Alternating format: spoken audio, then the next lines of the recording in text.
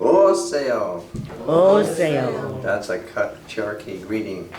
I am Carlos Werner, keeping law and order along the border. This past week, Claudia and I, we were up in Idlewild. Idlewild is a town up in the San Jacinto Mountains.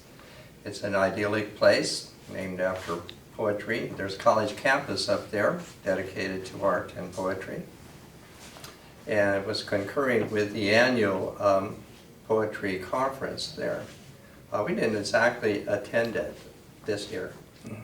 And Claudia also here in San Diego conducts a women's poetry group, the Blue Stocking. The Blue Stocking began in 1750 in London, England, as a women's intellectual and literary group, and beginning to issue challenges to the entitlements of men of mankind. And eventually the Blue Stocking spread over to New York, where women continue to challenge the entitlements of men in the United States. And then the Blue Stocking reached all the way over to Japan. And that's quite amazing, where, again, they began to challenge the entitlements of men in Japan. And this was, of course, muscles contributing, I would say, to women's suffrage, which took quite a while from that to come about, but we had to build up some muscles to get along there like that. In Japan, it's still questionable how far that's come along. Anyway, some of the Blue Stocking women also were up there in Idlewild with us, and we stayed at the Silver Pines Lodge. And then we did have a gathering there at our, what do you call, our cabin or something on the deck there. So we had a poet's corner. And we each all read Mary Oliver's poems honoring her passing a few months ago. And then others read also, their own compositions as well. So that's the way we conducted our poetry corner in Idlewild. I'll say more about Idlewild in a minute. But this is the poem that I had read there that I chose out of her book.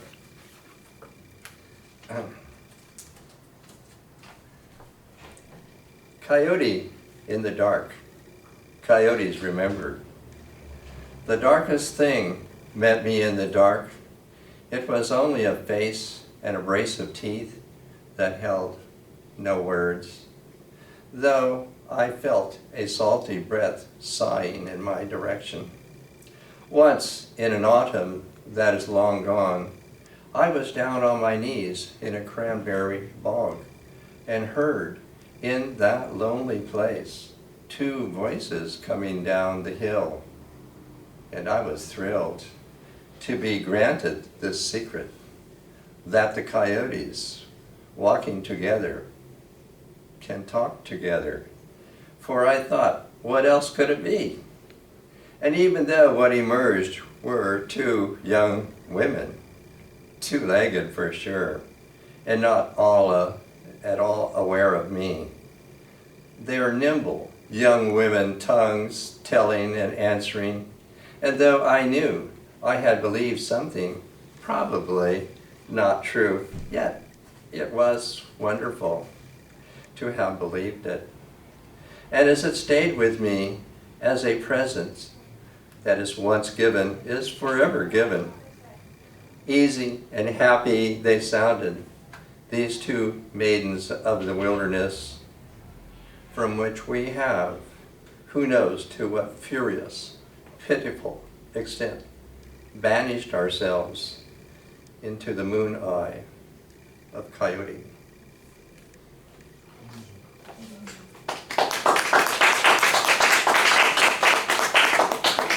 Now returning to Idlewild, the people, the native people of that region there have been come to known by a pseudonym called Coyote. It's a nice sounding name, but it doesn't really mean anything. It seems that Americans or Spanish speakers have derived it from the Chimhuevi word for the same people, meaning the different ones. Their name is actually the Muluitum, basically the cultured people. And one of their symbols is the pestle, like that.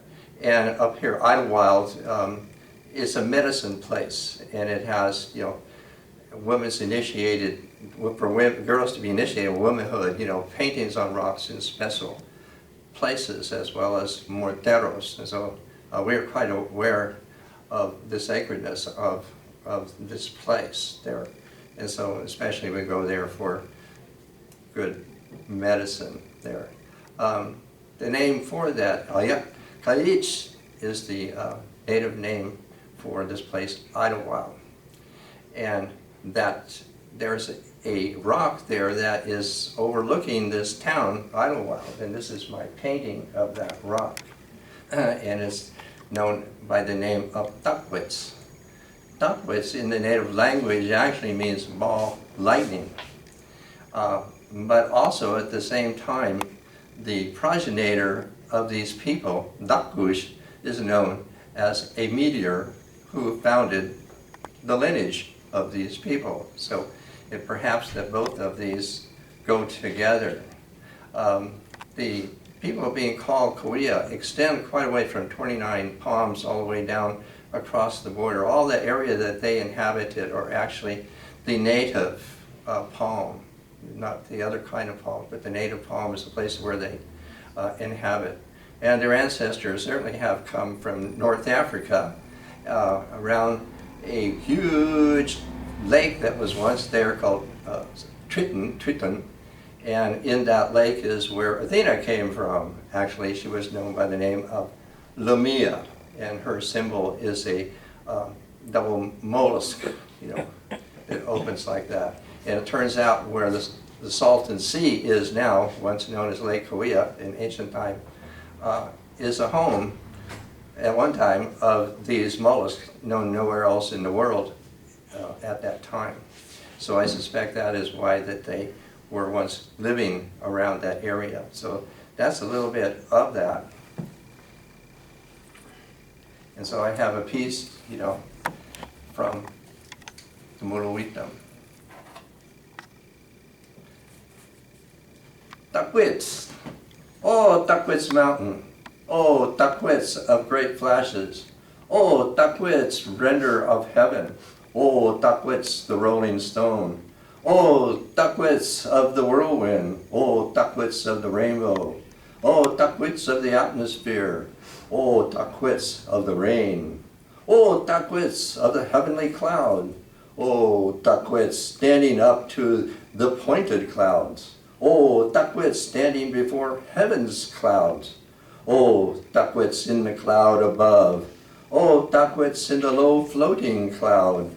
Oh, Duckwitz in the cloud nested on your summit. Oh, Duckwitz of the stars of the bear.